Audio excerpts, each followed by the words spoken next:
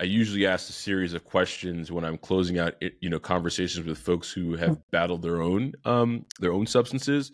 But I'll flip it a little bit and ask you Okay. in a different way. For someone who is struggling, really kind of in the midst of their own disease, as a family member looking in on them, how would you know that? What are some of the signs to know that they're struggling without them explicitly telling you so? The biggest thing is going to be changes in their behavior. Um, I think if a person is usually very regimented and all of a sudden it seems like they're kind of not, or what teens always tell parents, if you noticing that your kid is sick more often and needs Mm, to stay home more often, it's probably they might have a hangover and you don't even realize it. Also, besides behaviors, you can pay attention to sight, sound, and smell. Don't try to ignore that you know you smell alcohol somewhere. yeah. I really feel like, I smell this. And, If and it just looks like a duck and it quacks like a it duck, quacks like a duck, it's likely a duck. So, yeah. don't try to talk yourself out of that. And the biggest one to me is if you notice when you guys go out or, even if you're at home, that person seems to drink excessively, it's worth a conversation. Mm, Even if it may not be a substance use disorder, an alcohol use disorder, it's worth a conversation to say, hey, 'cause even if you're just getting to the bottom of why you feel like you need to drink that much today. I know we out having fun, but why you felt like 5 shots of tequila was appropriate? Like, right. have that conversation. And it probably does not need to be while they're inebriated and we're in the middle of the club. Wait and tell them Yeah. a Yeah. more comfortable spot. We might just be, chilling, having some fun, and then you can say, hey, last week I noticed, blah, blah, blah. Anything I can do to help?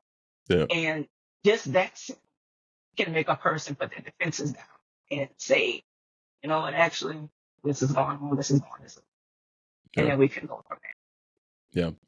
I think those were all extremely valuable, particularly the eye and smell test. there. Yeah. I think we're almost 50 episodes. No one's mentioned that, so I think that's a valuable Okay. flag for people to pay attention to. And so one more on the mental health piece, because I think in our community also, oftentimes we don't address someone's mental health until it's too late, right? Yeah. So what would you prescribe, someone looking in from the outside to support someone in their mental health journey when there seems to be something that needs to be addressed there? Well, first, I think the way to normalize mental health is just to have conversations whether you think something is wrong or not. Yeah. Yeah, I have a 16-year-old, and every day we are going to talk about not just how did school go, anything within school happen made you feel uncomfortable. Is Yeah. there anything I can do to better support you? Is this happening to a friend that, maybe may need to get some help? All of those kind of conversations. So I'm not going to wait until it feels like something is wrong. I'm going to make it so normal. So that way, when he does feel it, the first thing he's going to do is come to me and say, hey, mom, this happened, this happened, this happened, and I'm not feeling good. I'm not feeling like myself today. And then we can go from there. Um, but if that's not something that you have necessarily practiced with a person, you can still say, hey, I just wanted to tell you today, I love you. And if there's anything I can do to help, I'm here. Even if, you may not know whether or not it is or it isn't. That's the way we normalize it. It's just like if you saw somebody hurt their foot and you say, oh, is it broken? Do you need to go to the hospital? That's not something we think about a second time. But if we see someone who seems to have a couple of bad days in a row, we don't say, hey, seems like this is, been a couple of bad days where you just haven't been yourself. You Mm, think maybe we need to, do something a little different, whatever that might look like for you, whatever makes you comfortable. So it's just really, I can't say it enough, normalizing talking about mental health as we would, uh, just like anything else. So yeah. it has to be a part of the normal conversation. No, I agree. I agree. I love that.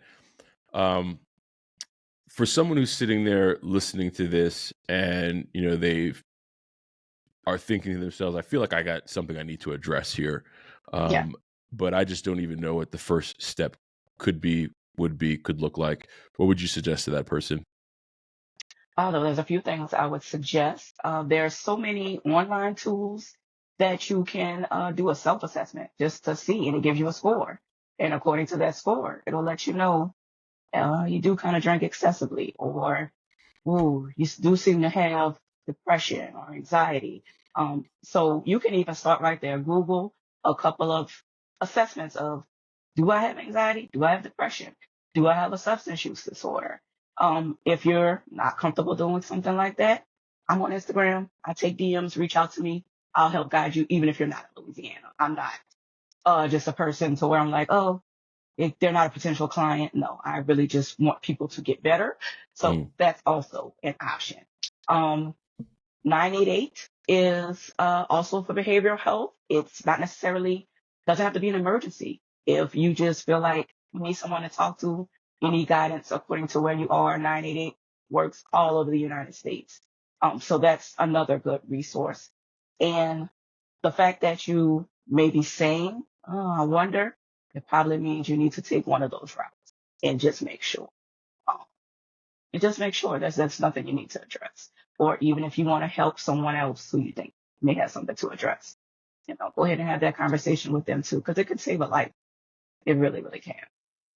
yeah, I mean, I think that those are super value. I love that 988. We'll drop that in the show notes as well.